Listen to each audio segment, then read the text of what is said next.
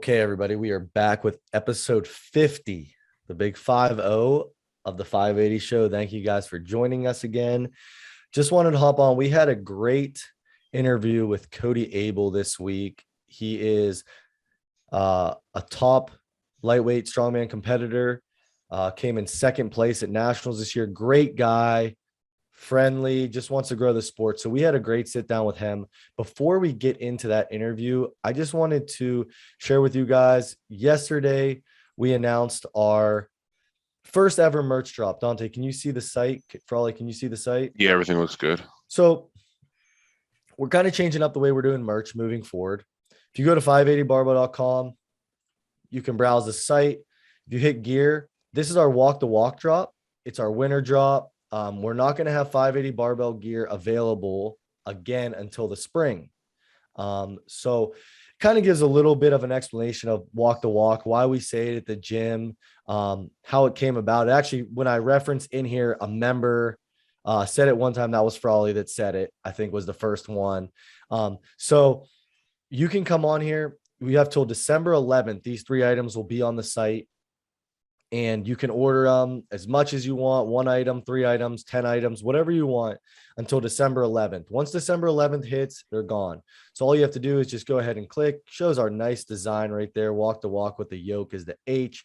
You just select your size, add it to your cart, and they will all be shipped out the week of after December 11th. So hopefully, as long as like logistics and everything's okay, they should all be at your house before Christmas, but allow for shipping until at December 11th, after, because we're going to ship them all at once.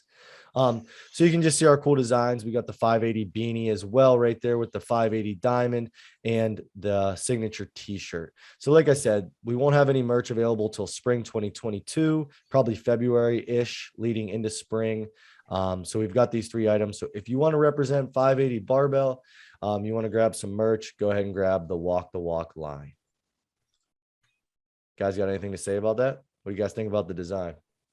I like the H. The H makes it stand out a little more from other things that I've seen. I should say too, the 580 diamonds on the sleeve of the crew neck and of the t-shirt. Just give it that little official stamp. I love that the makes it appeal more like to specifically strongman than just 580 barbell. So yeah, there's a little bit of added twist to it. And it's a yoke walk, and you're walking the walk, and the yoke's in the H. Yep. So I can get past you, Dante. I've been getting past you. Before we get into the interview, I just want to go over some quick stuff. Just inside 580 real quick. You guys can add anything you want. 580 strongest. We got a couple days left. We got 3 days left to sign up. It's $20 to sign up. It's 4 events. We're going to start at 10 a.m., go over rules about 10:15, 10:30-ish. Start lifting by 11, hopefully only about 3 hours for the whole show, about 11 to my vision is about 11 to 2 for the actual events. And then 2 o'clock, we'll go upstairs, we'll eat, hang out all day and just kind of have a good day. If you are a member and you just want to come support your fellow members, you don't want to compete, you can buy a t-shirt, for $20. You can come down and support. I just need to know before December 1st so we can have all those shirts. I won't have extra ones at the show. So come down, support, even if you're not competing. If you want to compete, get signed up ASAP so we can get all the information out and get this finished up. Battle at the Bridge, June 4th. There's officially only 20 spots left. So get signed up. Strongman Corporation. Going to be a great day. Huge plans. Going to be awesome. Sign up. So, yeah, that's all I got to say about that. It's going to be great. Sign up. If you have questions, reach out. And then sign up. We filmed an Inside Strongman Saturday video for our YouTube yesterday. I don't know. Dante, did the footage come out pretty good? Yeah, for the most part. We're still trying to figure out the audio levels and everything with music and everything. But overall, this is one of the better behind the scenes kind of things we filmed, I think. Kind of showcase what exactly like a Strongman Saturday goes down. Everyone doing different things, everyone doing some things. People are all over the gym. You see people having fun, laughing, joking around, but still overall just getting the work done. Yeah. And like you said, Dante, I don't mean to repeat you, but like just to be specific, there's a common misconception with Strongman Saturday where people think like they have to come and do like our workout or like someone's format. There's no format. Dude, if you've just ever wanted to try a log press, just come try a log press or a yoke or Viking press or axle, anything, man, anything at all. Even if you just want to do an arm day, just come. Yeah. Like even if you just want to like pick someone's brain and like, hey, how do I train for Strongman? Just come down and hang out. It is free to anyone Saturdays at 10 a.m. at 580 Barbell. Even if you want to too, like what I did the first month for Strongman Saturdays, like I didn't even do anything. I just went. Right. And I didn't work out. I didn't train. I just wanted to see what it was like. So even if you're a little bit unsure about that, like come down and check it out. Just hang out for the morning and then decide whether you want to do it or not. So yeah. Anything else inside 580 Barbell that I missed? Anything like that right now? 580 is going to be a little quiet this week when I'm not there. It is. Don't cry too hard. We'll hold it down for you. Don't worry. Don't cry too much. But yeah, I just want to say thank you guys for the support. I know a lot of people have reached out how they get merchandise for 580 Barbell to represent. So now's your shot with the merch drop. December 11th is the last day to order. If you have any questions, reach out. All our social media, as always, Instagram, 580 Barbell, our Facebook, we've got a page on there. And then what we're trying to grow the most is our YouTube channel. Dante, everyone's been pitching in to really do a great job with that YouTube channel. Our podcast is up there every week. We're pushing basically weekly videos up there as well. Got some good ideas moving forward. The Strongman Saturday video will be up there this Wednesday, I hope. Yeah, it'll be good for Wednesday. It'll be good for Wednesday. Awesome, man. But it's been so awesome. I've been overwhelmed with the support for 580 Barbell, and everything's really starting to trend upwards to how we've envisioned it. We haven't even been open for a year yet. That's the crazy part. So any questions you guys have, reach out. And thank you guys all for the support. And unless you guys have anything else, enjoy our interview with Cody Abell. It was a good one. Thank you guys. Later. Joining us today, Cody Abell, 80 kilo strongman, second at nationals this year. Super passionate guy about the sport, as Dante just found out. We just probably talked for 40 minutes before actually hitting record. But I followed, being an 80 kilo myself, I followed Cody for a while on social media. Got to meet him at nationals this year, and just great dude.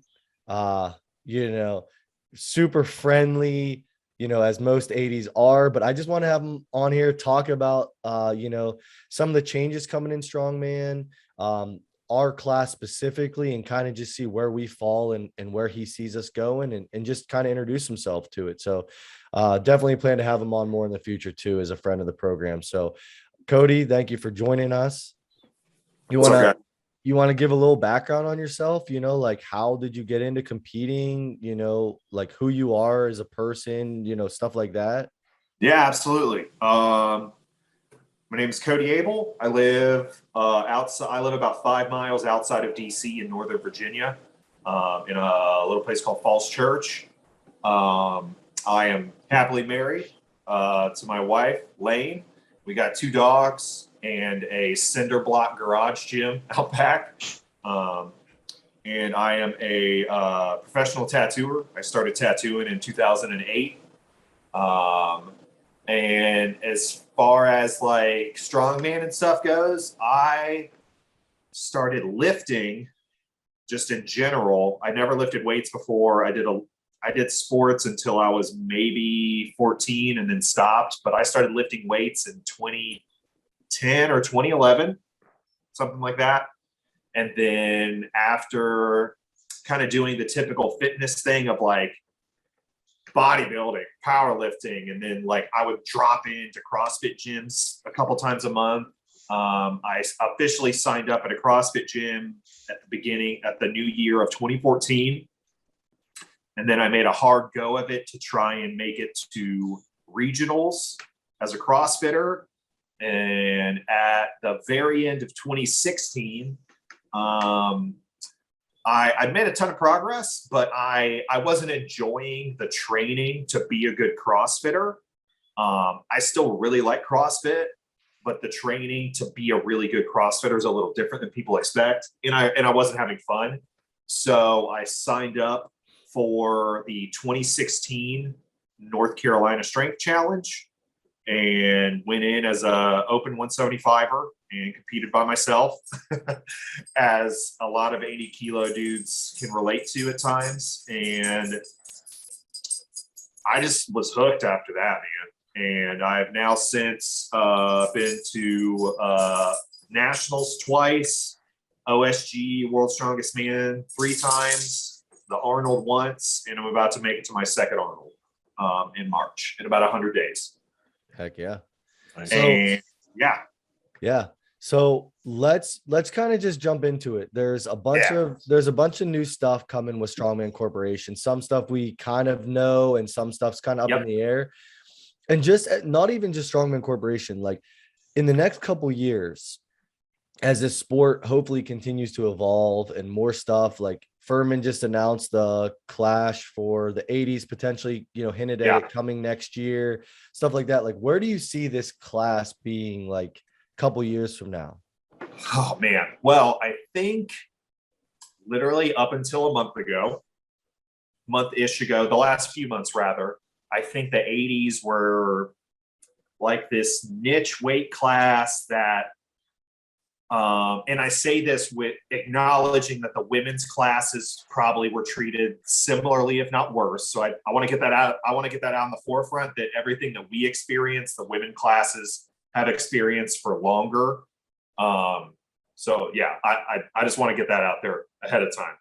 Speaking exclusively for our weight class, I think we as a weight class have stepped up monumentally in terms of talent and in terms of just our willingness and ability to go really, really hard.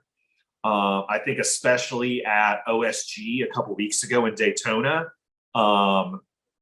you had to have a almost perfect weekend to make it into the top 10. And the guys that made top 10 and then the podium, like there is no one got lucky. And I think as a weight class, we have really stepped up, whether it's guys coming in from different sports, CrossFit, weightlifting, powerlifting, or it's dudes that got in a couple years ago and that are just like committed to being an 80 kilo. And for whether it's genetics or like a sentimental attachment. And I think after this year at Worlds, we have proven that we're not this niche thing that basically the corporations or federations have just to make more money. Like we're a viable, talented freak of a weight class. Yeah. And I want to give a shout out to I don't care if you've never done OSG or I've only been to Nat or what. I think anyone that has ever competed as an 80 needs to like be proud of that, because it's only going to push us. And I think the next couple of years, I think as far as like, if you like the max lifts, like what is the best log and deadlift for an 80, those might come up a little bit, but I think what you're going to see is not so much that like the like records, which I don't get too hung up on records. Right. I think the records are probably going to hold for a while, but what we're going to see is someone could have like a 300-pound log and like a 650 non-suited deadlift. And it's like, oh, well, that just means that you're a contender. That doesn't mean you're going to win. Right. You know what I mean? Yeah. I think the guys like that come in mid-pack now could have won these big shows a couple years ago. For sure. So I think we as a weight class have stepped it up, and I think that's only going to grow. You're only going to have to be that much faster, that much stronger, that much adaptable. And I'm stoked. Yeah, it pushes the whole class as a whole. Too. Yeah, man. As someone like hits like Heinous hit a 300 log at Nats, and like I think that kind of just like pushes the barrier, right? So like. Yep. That I'm sure, like you two, that was an awesome moment. You and Heinous, man, that was cool. I wish someone had more footage, not of us lifting. And this sounds selfish because it was me and him at the end. I wish the live feed would have been a little better angled. I would love to see the footage of not me and him lifting, but me and him literally talking and supporting one another. Like the last 2 or 3 log lifts were just me and him. And after I missed 300, or when they gave us the extra rest and stuff, like it was just me and him coaching and supporting one another. And like, I wish there was more footage of that, but I kind of live in that moment still. I wish the live stream would have been better at nationals this year. That's one thing Rob and Rod hit on when I think it's hard to be worse than the live stream was this year. I'll be dead honest. Oh, it was. I scrolled through the YouTube that night looking for some footage out of curiosity, and I was like, oh wow. Yeah, it was. But the one thing I was happy when we had Rob and Rod on, they were talking about their looking at signing a deal for a live stream for like nationals, regionals, like stuff like that. So the athletes can have a better, not just us, but like people watching at home. Like, well, it's all that is free content. Right. Like if that stuff's on YouTube, like it's going to take one video editor, not very long, to chop up like U80 2023 nationals class. Like, bam, here's like a 45-minute video of or however long it is, 2 hours, 3 hours. But like, that's just free content that they're already going to do the event and they're already going to live stream it. So yeah, right. I actually did that for a show, like trim them up in the different weight classes, and I was the one-man army. So it's like, if I can do that, they definitely could do that at their production level. So absolutely. Yeah. But like my thing about the 80s is like, I was telling all the guys, this was my first time at nationals. I've qualified the last 3 years, but this was my first time ever going. Yeah. And like, you don't realize like 80, like everyone in our class was just so friendly. And it was almost like for a while there, we were kind of just like all hanging out. Yeah. Like, you know what I mean? Like we're like backstage, like just kind of talking. Like I was trying to ask guys like you and Andrew and Gagnon, like when I could get your guys' ear for a second, I would just ask a question just so I could learn from guys that have been there. Yeah.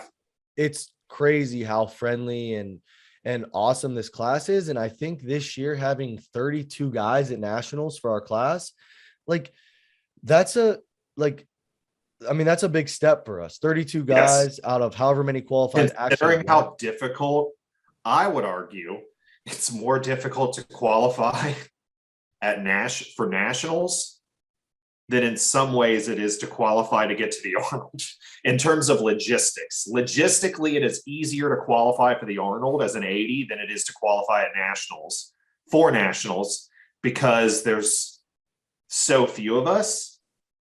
And most shows are only going to give out 1, maybe 2 invites. Yeah. So it's like, some of us have to hedge our bets. If us doing a show is more than just doing a show and we want to get a nationals invite, like we have to play the logistics game. And it's like, well, and this is a separate discussion about whether people should, but yeah, like basically us having to hedge our bets of like, well, what show already has enough people? Right. Or can I be the person that makes it enough, and like playing the game of like, well, who's signed up? Like it is actually a lot more difficult than people realize from a logistics standpoint for us to make it to nationals. Yeah.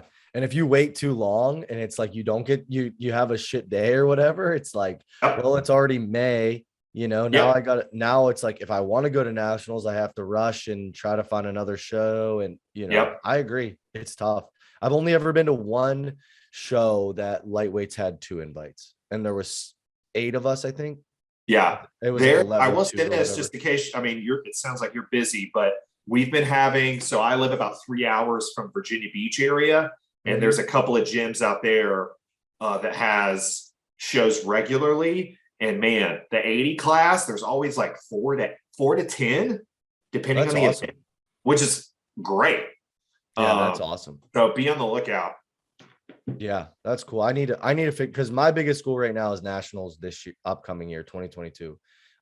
So I need to figure out how I'm going to qualify, because I want to do Beast of the Bluegrass. That's like a platinum plus, but it's in May. So it's like and there's good, really top level lightweights that have done it in the past. So it's like, that's gamble. That's like a go-to. That's a gamble. I keep an eye on all that stuff just because. Right. Well, we could chat later, and I could maybe send my thoughts on like some shows you could jump in on. Yeah, for sure. So So what else is what else is going on with the 80s? Like, what do you want to talk about? What do you want to promote with like this weight class? Yeah, man. I think there's a lot. One, I do want to go over some of the just basic history at some point. But I think a lot of people, and this includes Rob and Rod at Strong Corp, and it's not that they're making it up. I think that when it comes to the lightweights, and this goes out to everyone, not just Rob and Rob. This goes to OSG. This goes to the Strength League Clash people. This goes to Strong Corp. Like, I think they might talk to one or two people about what the 80s want, but they aren't talking to the group. And we don't really, as a group, for the most part, none of us really care about the pro card or the pro card system. All we really kind of want is basically being treated just from like a kind of promotional standpoint and just from access to shows as be on an equal a footing as we can with everyone else. And to me, like, the only thing I don't like about there not being a pro card is I would love if there was an ASM 80 kilo division. And basically just stuff like that. All the like other shows, like just having us there. Now, right. I know that makes it weird because they are pro shows, but I do think the pro system needs to be reevaluated for America.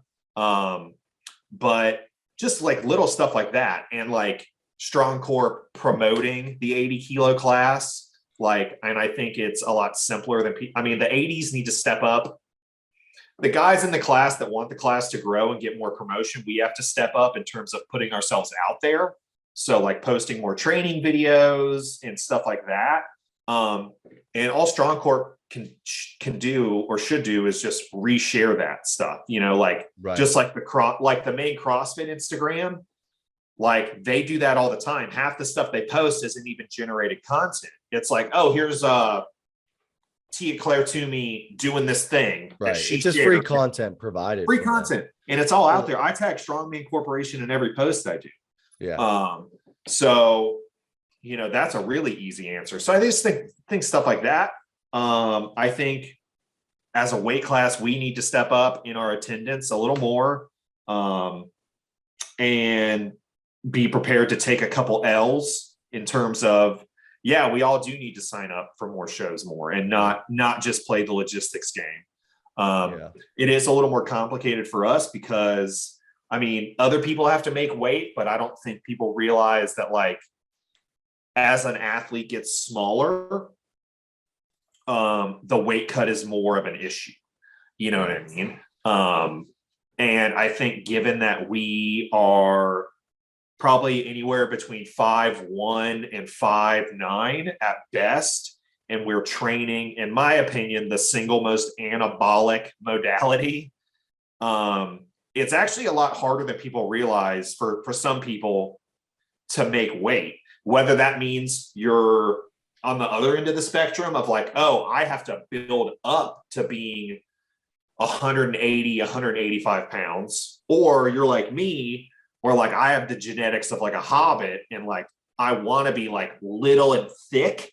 So I'm like, I'm not on a deficit always, but like I've been on break since OSG, and as far as diet and working out in not even 2 weeks, but like Monday, I have to get back on it because like my body I could be up to 220 in a month without issue. You know what I mean? So I think we just as a class need to step up more in terms of some of that stuff and just putting ourselves out there. 100%. I told guys at nationals this year, I'm like, if we keep showing out at like Nats and stuff like that, like it's going to be undeniable. Like, oh, you know, last year there was 32. This year there's 41. Next year there's 50. There being 32 of us was great. That was because I don't know if it's the most they've had, but it's the most they've had in a while. I think it was the most they ever had. I went back and looked at all the spreadsheets I could find, and it was the most I ever saw. Yeah, we've come close. But we had the Alabama had 21 or something. Yeah. 2020. That was COVID though, so that was weird. Yeah. Yeah. But I also think we had the least recidivism this year. So like, I think out of everyone that signed up, we only lost a couple people that didn't show up or didn't make weight. Right. So that's great. But what also is goofy and people don't see, like Dante, you competed as a heavyweight, but you were 265. So your 265 class only had 12 people. Yeah. And a lot of the middleweights 32 80 kilos. We didn't have, you know, we're all competing against each other. Yeah. It's not like, okay, 18 of us are competing here, 6 of us, like that's 32 of us all going head to head. Yeah. So like the subclasses, I think people like, oh, we had 76 heavyweights. Well, you had 76 heavyweights, but that's spread in 3 classes. But they still combine them, but it makes me look better when they combine them though. But we'll see. Well, it just makes it the subclass thing I'm not against, but it does get very confusing on why to go a subclass, you know, like I'm still not 100% clear on how it works. But I mean, like my buddy Pete won the like 155 or whatever. Oh yeah.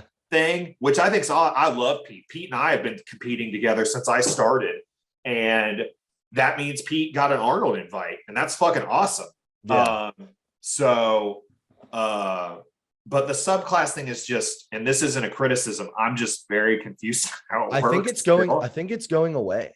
Yeah, no, if I remember correctly, they're basically doing away with it, and they're making like the 200 class its own class, which I think is a very good call. Dude, because that is such a represented class. Yes. And like you have guys like CJ Pierce, like I met him and he just hit that huge axle like a couple weeks ago, whatever. Like he's a freak. There's so many freak 200s. Yeah, my buddy Andrew, he got he was like 3rd or 4th at nationals behind CJ. Like he's a fucking freak. Sorry. Yeah. But it's weird to have 200s to compete against 231s because people don't realize like a lot of those middleweights, if you look at them, dude, they're cutting from 265, 270. You know, there's some thick 105. There's some huge 105s. So it's I would, and 200 I think warrants its own class because it's a very representative. I also feel like we as the 80s need to start building more of like a connection to the under 200s because like they're bigger than us, but like in my opinion, we have to train very similarly. Whereas I think once you start getting to the 105 range, that's when things have to start changing. In terms of approach and whatnot.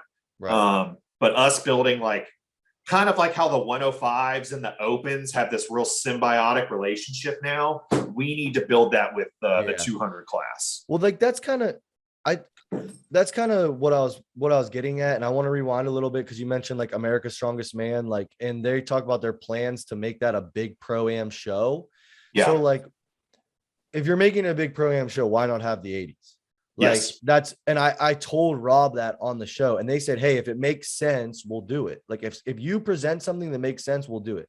And like, we can draft an email today. Dude, I can tell you right now, like we can get money behind us. Like I'm also like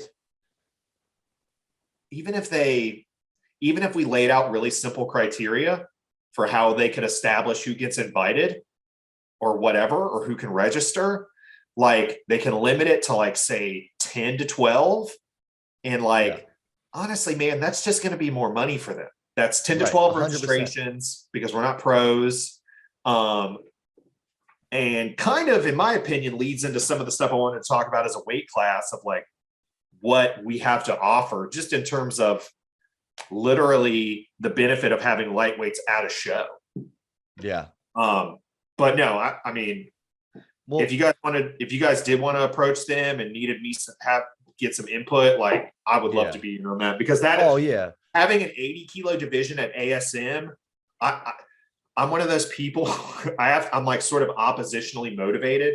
So like, if someone's like, no, you can't have that, or you can't do that, I'm like, right. That's how I am. I've always been like, and it's just FOMO, to be honest. ASM is a very well-respected show. And me, like, I want to be a part, whether I win or come in fucking last. I want to be a part of it. I want to be at the Arnold. I want to be at Worlds. I want to compete at ASM because I want to be a part of it. I want to have that memory. You know what I mean? 100%. So, and like my thing with the pro card, like you mentioned, like there's no pro. So like people that are listening, 80s are the only class at nationals that don't have a pro card. Yeah. And so I truthfully, like you said, you don't think a lot of 80s give a shit. And I really don't care. The only thing, because to me, and I'm not saying this to offend anyone that has a pro card.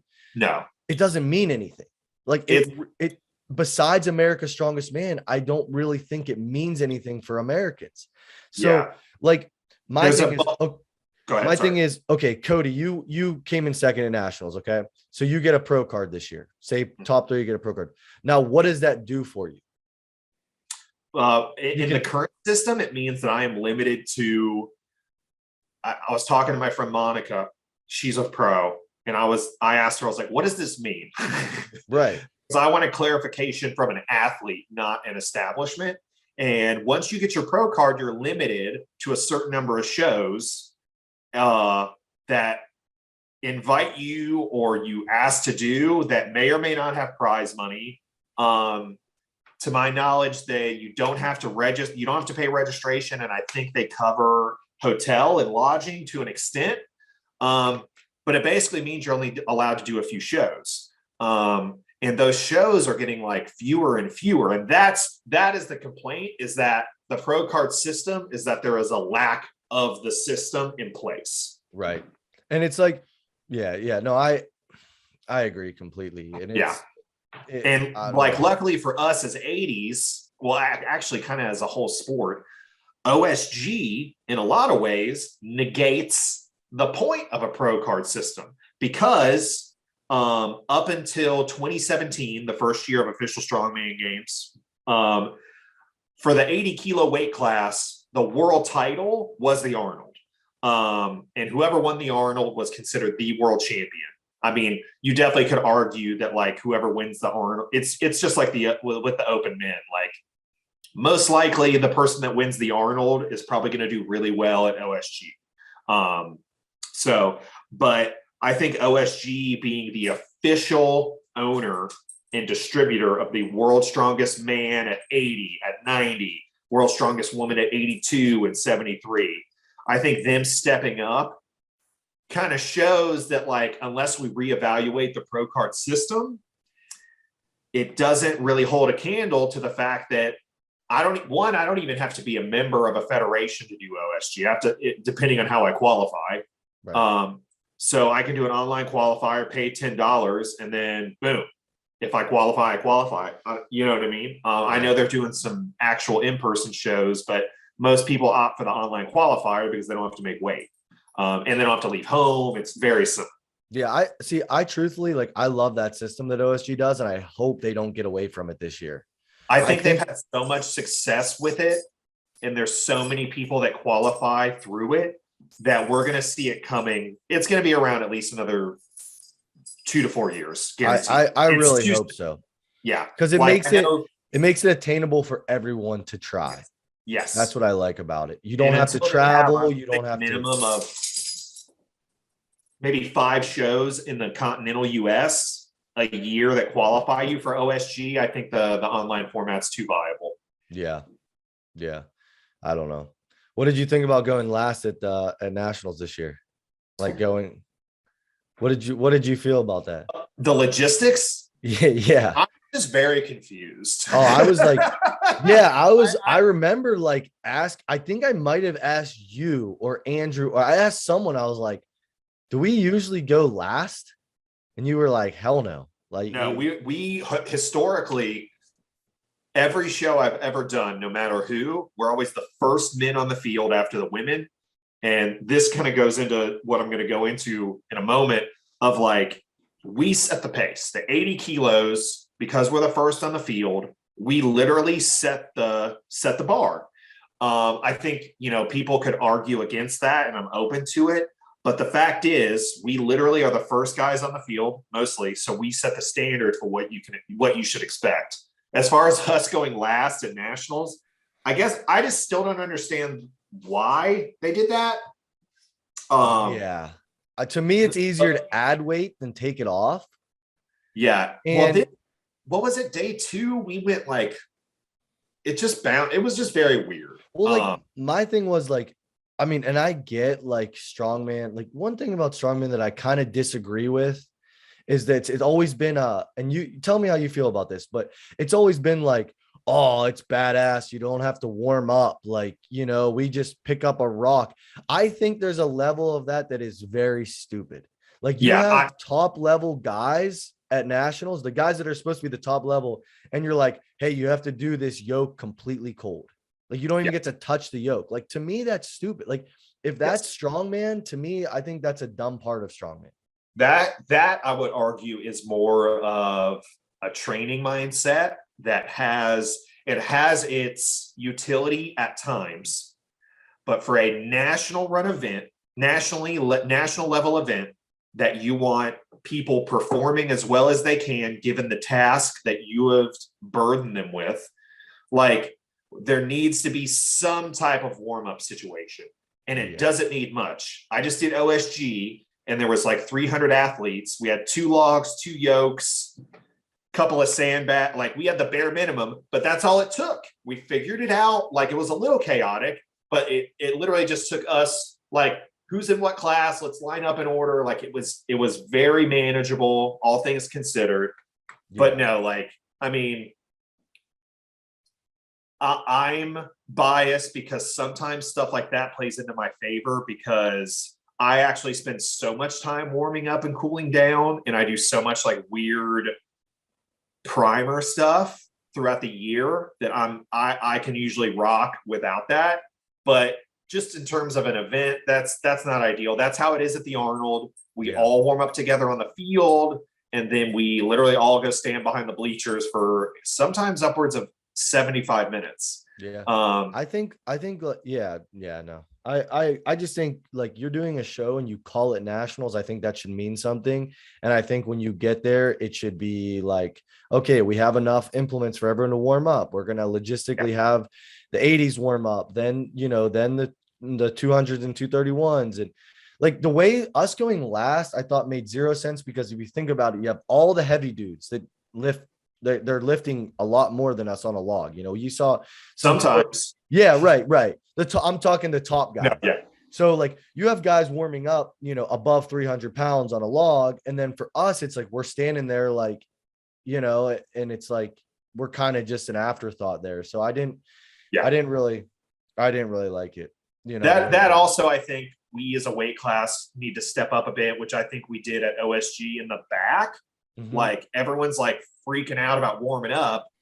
And it's like, it actually took me, Nate, Green, and some other dudes of like, hey, how about we line up in order of our class?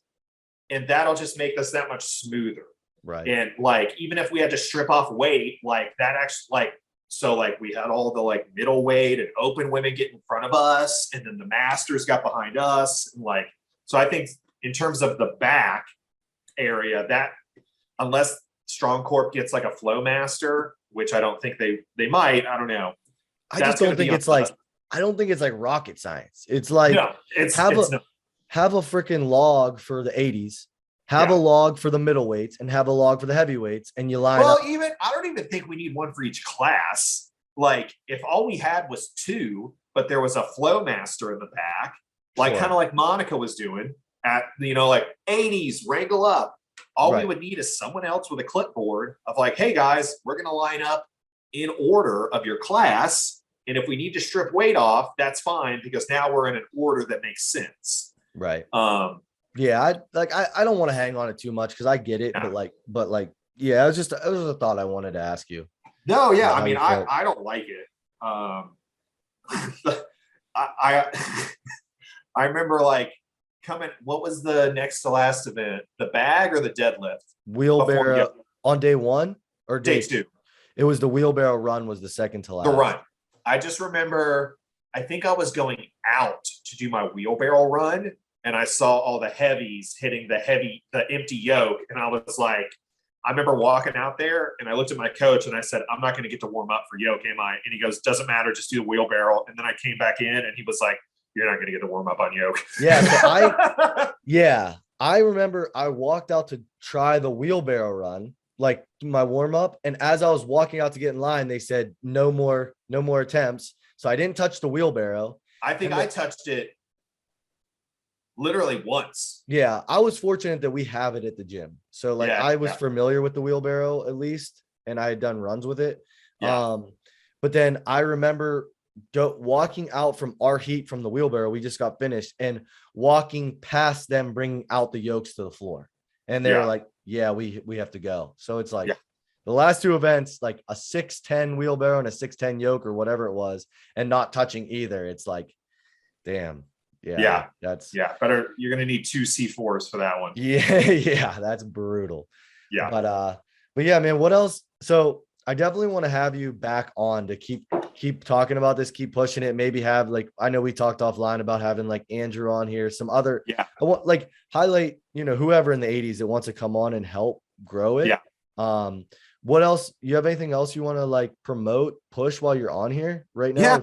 I mean, I just want to promote the weight class. Like, I mean, we've only had, like, the weight class started somewhere around 2010, and then 2013 was our first year at the Arnold. We have had some exceptional athletes come out of the weight class. Devin Reese, like, still just killing it. He's won multiple different weight class titles now. The 2014 Arnold, they did some weird stuff, and they basically did the class as 185 instead of 175. And so 200s dropped, and Zach Hatch competed at it, who went on to win the Arnold Amateur Pro and is like a big deal. I just want to promote the class. I want to promote like the vibe that I think is building. And I want anybody that, specifically if you're an 80 or a 90, I mean, if you're a bigger guy and you think I can help, I'm down. But my emotional investment in the sport is 100% rooted in the 80 kilo weight class. Like, I watched World's Strongest Man as a kid a little bit, but that's not what got me into this. What got me into this, and this is the truth, and this is going to sound cheesy because some of these guys are still in the weight class and they still compete and are bad motherfuckers, but like, what got me into 80 kilo strongman and wanted me to switch from CrossFit was old Rob Orlando videos. I don't know if you guys know who that is. Yes, I know who he is. And then, no lie, like that second or third Arnold of the 80s of like Richie Stout, Pat Castelli, John Adams, like Cale Beck, like that's what made me get into strongman. And I think that if we just keep doing what we're doing as a class in terms of, one, our performance metrics, and just honestly, man, like we're lively. Like, we're a bunch of fucking firecrackers. Like, when we do well, we celebrate because, one, I think as an 80, especially if you're a highly motivated 80 kilo athlete, there's a little bit of a chip on your shoulder because we don't get to train with other 80s very often. So what that means is we're training alone, and we're also training with bigger athletes. So we have to like really push ourselves to keep up with bigger dudes. Right. Look at that fatso up there in the corner. That's who I train with. But yeah, man. I don't have any sponsors or anything. So, but if anybody's out there and they have maybe dabbled in strongman and they think they want to give 80 or 90 a shot, please let me know. I mean, I'm very much, my time is heavily invested in trying to be the greatest 80 kilo I can be. I don't mean to cut you off, but I can kind of just speak for that, because when I started talking to you on Instagram, you're a fucking, like, you don't stop. Like, you're all go with ideas. Like, you're just full tilt, full time. Like, this is what we can do for the 80s. This is what we can do. I'm like, I look at my phone after taking a piss and I have like 7 messages and it's like 18 paragraphs. I'm like, I'm sorry. I love it. No, I like it because that's how I think too. Like, I just type everything out at once, and like, dude, we should try to have, like you mentioned, not having 80s get together a lot. We should try to have a meetup, like if I can throw a banger at 580 barbell, and we all like, you have Right. some roots up here in Pittsburgh. Heinous isn't that incredibly far. Like I know a bunch of guys like kind of like around within like a 4-hour window, and have a day where like 15, 20 of us can get together, dude. That would and it's not even a show. It's literally just a bunch of us hanging out and like just, all right, let's everybody do farmers until we all tap out. Like, all right, dude, now let's do,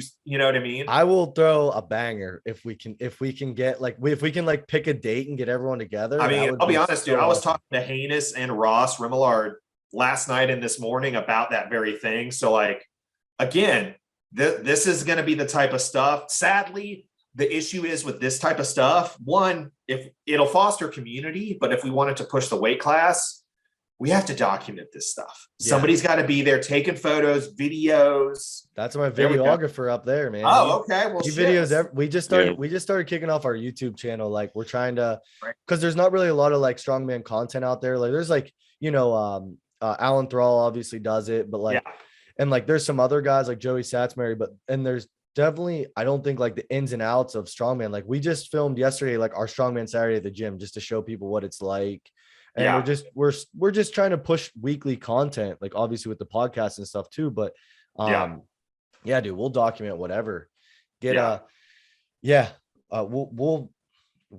push it. So maybe we'll talk offline and maybe get like some dates thrown out there and just start like messaging everyone and blowing them up and like, dude, come down for this and just have a day. Yeah. But no, I think that's super, super good. And then what is the proposed layout for the Strongman Corp season in 2023? Good question. So everything's cut. As of right now, I believe it will be local show. That's a qualifier, state, regional, nationals. Okay. So that's how it'll be, 4 shows. And the reason for that, which I understand. So I understand pros and cons for that. Mm-hmm. Okay. So the pro is you're getting the top 10 guys. Their goal is to only have 80 people at nationals. Yeah. At Strongman Corp nationals, which I somewhat agree. You say you tried CrossFit when you first got into strength training, right? And you realize how freaking hard it is, even just to get to regionals. Yeah. So that's, if we truthfully want Strongman to grow and be a brand and everyone knows what strongman is, you have to make it the top level guys only at nationals. So it means something.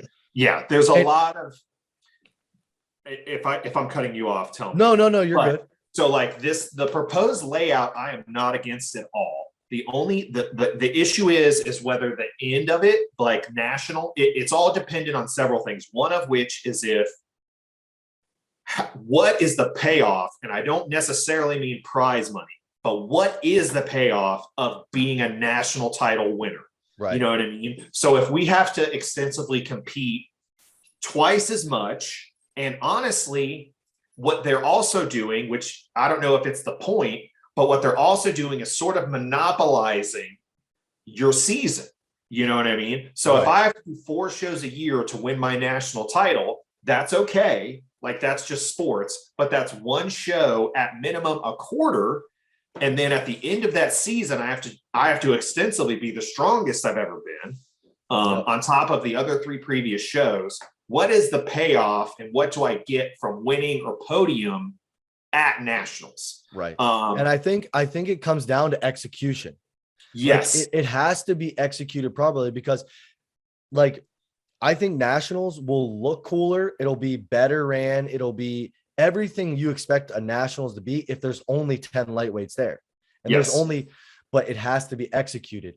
And if there's only going to be 10 to say, we'll say, depending on the class, we'll say 10 to 15 a weight class. Right. What that then means is all the resources that you normally would have for say 300 to 400 athletes it doesn't need to shrink. It needs to stay the same, but it's put into those 80 or so athletes. And I think it will be. And I think if they execute it properly, I think regionals will be more like what nationals is now. Yeah. And I even think it's cool to say like, okay, we're in Pennsylvania. Like, I think it's cool to actually say you're Pennsylvania's strongest man. And like state title means something. Like, I think having the state title is actually like, because right now it's like, dude, if I go and if I would have won Pennsylvania's Strongest Man, but Andrew Hanus wasn't there and he lives in PA, am I Pennsylvania's Strongest Man? Like, well, I mean, that comes into question a lot of like, that's like, you know, like when people were giving Tommy Lavelle shit on when he won in 2019, but Nate Green couldn't make it because he had you have to do it.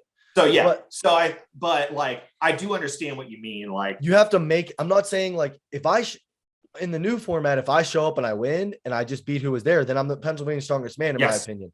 Yep. But the point I'm making, and I understand what you're saying, it's to make the state championships mean something. Yeah, so that you do get the best people coming in. Right. And then you go to regionals, and like I have no idea how they'll break up regionals. Like I don't know if like because that'll be tough, but I think it's going to be on how many organizers they can get. Yeah. And that's the crazy part about Strongman, dude. I think there's so many people that will just volunteer. Like it's nuts. Yeah, I don't know. Nuts. I hope. Yeah. But that's kind of, so that's the new proposed layout for current. Yeah. Again, I think it can work, but again, it's all about execution and what we get out of it. Like 4 shows a year, that's a tall order. So like, to me, that means in some ways that the local shows, they actually can't be that heavy. Which again, I don't have a problem with. Like, I mean, I don't know. I get confused. My question is, how do you define a local show now? Fair. Is Beast of the Bluegrass a local show? No. Right. Like currently that's a local show. Yeah. By definition. I mean, it's a Platinum Plus, but it's still, it's just, it comes down. I think it's going to take a couple years. No, it's going to take a minute. If they have to make it worth it, if they are, because like, again, if you're hell-bent, if your goal is nationals and to like try and win a national title, and then we won't even get into like if there's an Arnold invite after that or what the relationship with the Arnold's going to be. But dude, that's 4 shows a year. And I don't care if you weigh 176 pounds after Thanksgiving dinner. 4 shows a year, 4 times making weight, 4 times, at least a couple times of hotels and travel. Like that's a lot. Yeah. And they just have to make it worth it. And what that means is at a national level, there's going to have to be some sort of prize money. Has to be. Full stop. Like I think from the state, I don't mean to cut you off. Yeah. I think from the state up, there needs to be prize money. If you win Virginia's Strongest Man 80, you should get $500 at least. Hey, that's enough. And that's the thing. Right. It wouldn't take much. Like I think like, okay, Cody Abell, okay, he wins a local show, whatever. That you just get a pat on the back. You won a local show. Like that's the bare minimum. Then you win Virginia's Strongest Man, $500, okay? And then you go and regionals for, I don't know what region you'd be in, say Northeast, I don't know. Yeah, say Mid-Atlantic or whatever. Yeah, say you're in the Mid-Atlantic, we're at the Mid-Atlantic regionals, okay? And the podium for that region, the top 3 go to nationals, okay? Yeah. First place gets 1,500, second place gets 1,000, third place gets 500, and that helps. And that's all your money for nationals right there. Yeah. I think that's how it should be laid out. Like if you're going to make it a high class system and you're going to expect someone to compete that wants to be a national champion 4 times a year, you have to at least, like you said, you have to make something worth it. And like, I think it can definitely be done. Like it can be done. And I think also just simple stuff like for nationals, if they're going to go this route, nationals needs to be documented as a spectacle. So like, I know this sounds petty, but as someone I'm not trying to make a living being a strongman, not at all. I love my job. I love my life. Being an actual full-time athlete is something I actually probably would hate. Having said that, like, I also want to feel like I'm getting something out of this. And I don't mean financial. The fact that like there was, I think 3 to 4 photographers at nationals, and I've seen them post 10 photos from nationals. is abhorrent to me. Right. Like, you know what I mean? Like, it's attention to detail. It's little detail stuff that I think that I really hope, and I will do anything I can to help Rod and Rod. And that's the little stuff I hope goes. And even I will so, say, like, me competing at nationals at a national level, if I've got if I've got high quality photos of me competing at a high level, you know what that is? That's just free content for me to use to promote the sport. And I know that sounds really fickle and petty, but it's so not at simple, all. but it pays off huge dividends. Right. Like, I just look at it from like my perspective as like a gym owner, right? Yeah. Like, Dante goes on and he shares like a log press PR. That's such easy. I'm lucky in the sense for 580. Like, we have so many people that do strongman and just lift weights in general, and they share their content. Yeah. So like 2 hours every night, all I'm doing is I'm on Instagram sharing. It makes my life easy, and it's free content for me. Like, our Instagram stories always has like 5-6 posts for the most part throughout the week. Yeah. Because we have strong guys sharing stuff. Like, Frawley, one of our guys just hit a 750 deadlift and he posts it, and like I share that. Yep. It's so I understand what you're saying with that content stuff. Yeah. And one more thing I want to say, like, let me hop on the other side and 100% defend Strongman Corporation, because one thing I've heard is one criticism I've heard of the news that hasn't really been news yet, but kind of is, like, it's confusing, but they are, how do I want to word this? They're trying to eliminate, or they're kind of just shaking off the local novice guys. I don't think so at all, because if you're if your goal, like, I'm not even saying like skill wise, if you're just do this as a hobby at its truest form, and you just say, hey man, I just want to do 2 local shows a year, and that's it. Nothing changes for you. Nope. Nothing changes for you. You just do those 2 local shows, right? Yep. So in my opinion, like, that criticism isn't fair. I think they're doing everything from the top down. Sure, the price is going to increase. Yeah. They're telling you 14 months in advance, hey guys, a price increase is coming. But it goes back to that word we've been using, execution. Yeah. If they execute it correctly and this app works out well, that benefits a novice guy. Yes, because that doesn't benefit. Yeah. There was another podcast that Rob just did, the Thick, Strong, and Awkward one, and they had Nadia Stowers on, and they were talking about that, and they were talking about like, well, the app isn't very helpful for top athletes because we have coaches, which is super valid. Everyone who's a top athlete has a coach of some kind. If they're not, they're stupid. But agreed. But like all the other people, like we talk about, that actually push the sport, they actually don't have coaches. And the idea of you signing up for Strongman Corporation and getting an app that has a program on it is a really good idea, because, dude, I don't post on Starting Strongman a lot. StartingStrongman.com. Kale Beck, shout out. There's so many people that post on there that, like, I just signed up for a show in 2 months. What's a program I can follow? It's like 5 posts a day. So, like, if a guy that joins is a member of my gym and he signs up for Battle at the Bridge, and he's like, hey, what should I do? And he can just go, but he, like, he doesn't want to pay for a coach. I get it. Like, he's already investing money to do it. And he can just go in and get, like, okay, here's Bobby Thompson's 10-week program to a show. And he can just click it and follow it. Like, that's awesome. And another benefit that I don't think is getting talked about enough to defend them is the health insurance thing. I think that's kind of cool. Like, so that is huge, because that has been a crit. So like, I never had health insurance until 2019, since 2005. Right. But I remember my wife has always brought that up, because my wife is like my wife's like a mastermind. Like, she like is very thoughtful and like thinks about a lot of key details that I don't, probably because I'm an idiot, but she talks about that a lot. Like, hey man, like, you guys not having accidental insurance for this event is like really troublesome. Like, even though our household, we have health insurance, like, that really sucks.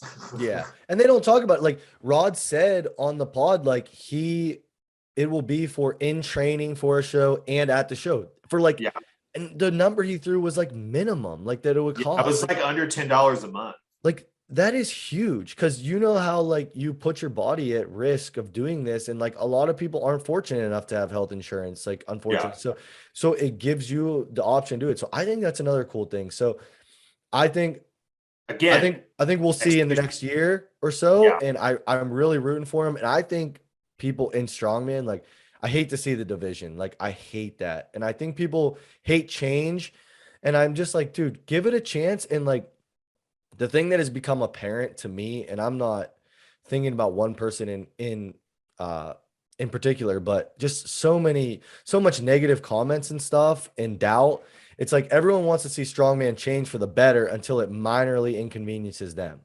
Yeah, like I'll be honest, Strongman Corp having 4 shows a year to get to nationals is the exact opposite of what I personally would want to do. However, I understand that if it's executed the way they want to do it, it is going to grow the sport. And all that means is if I want to go this route, like that, I just got to adapt. You know what I mean? Right. I'm still like, I don't want to say skeptical, critical. I'm just there's a lot going on in the sport right now. A lot of people, because the sport is at this all-time high in terms of like just people getting in.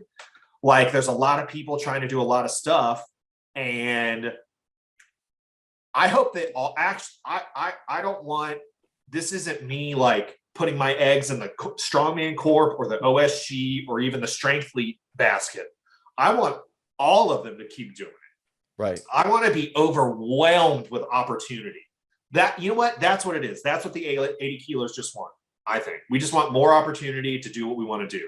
And I think like there's way too much personal stuff going on behind the scenes. I think a lot of people have a lot of like kind of like issues with each other, which, hey, Yeah. I don't like a lot of people. Yeah. I get it. But I think there is some people conflating personal issues with trying to grow the sport. And I want, as far as I'm concerned, everyone that has an 80 kilo weight class, I want all of them to do well. Right. And I don't necessarily think that all 3 of them doing well is going to negate each other. I do think they might need to like try to coordinate, whether it's literally just like, oh, this event's already planned for November, let's bump ours to September. Like, so that way you can try and retain and not divide. That is complicated and people are going to have to pick and choose. But dude, like me and you met plenty of guys at nationals that like were like, hey man, like I'm going to do my couple a year and have fun and that's it. Right. So yeah, I think a good athlete, like if you want to be a really good athlete, you'll adapt to like the new stuff. You And have to. that's the absolute bottom line. Yeah. But yeah, dude, we'll pick it up on part 2 of the lightweight podcast and keep it rolling. But yeah, man, I appreciate you coming on, and we'll continue the conversation for our class, and you know, specifically and strongman in general. And yeah, you're welcome on anytime, man. And we'll probably do it again within the next couple of weeks. No, I love it. Love it. Love that we met. Love that we're keeping the dialogue going. Definitely. Yeah, man. Stoked. You guys are really doing the work. It seems like from like a really good, genuine corner of motivation. And I think that more than anything is what's going to make this stuff work, is having just a genuine motivation to just do good.